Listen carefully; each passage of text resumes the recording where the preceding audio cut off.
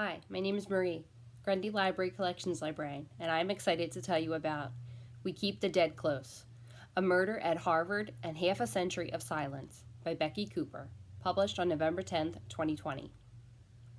We Keep the Dead Close has received many positive reviews in publications like Publishers Weekly, Kirkus, The New York Times, and the Boston Globe.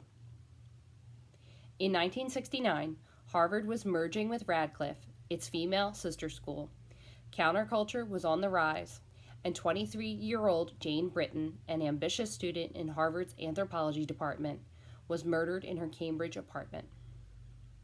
40 years later, Becky Cooper, a curious undergraduate, heard this story. A Harvard student had an affair with her professor, and he murdered her in the Peabody Museum because she threatened to tell his wife. Though this rumor proves false, Cooper follows the story that unfolds for 10 years. A tale of gender inequality in academia, empowered male elites, the silencing effect, and a compulsion to rewrite the stories of female victims.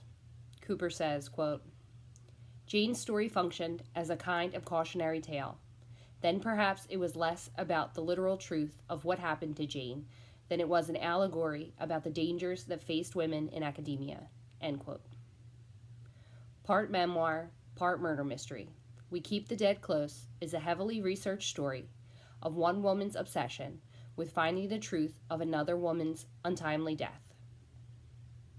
This book ultimately forces the reader to ask who the real villain is, the murderer or the sexist culture of academia at the highest level. Cooper says, quote, the very things that made me love Harvard, its seductiveness, its limitlessness, also made it a very convincing villain. Harvard felt omnipotent. To find out what happened to Jane, read We Keep the Dead Close, A Murder at Harvard and Half a Century of Silence by Becky Cooper, available in eBook and eAudiobook on Cloud Library.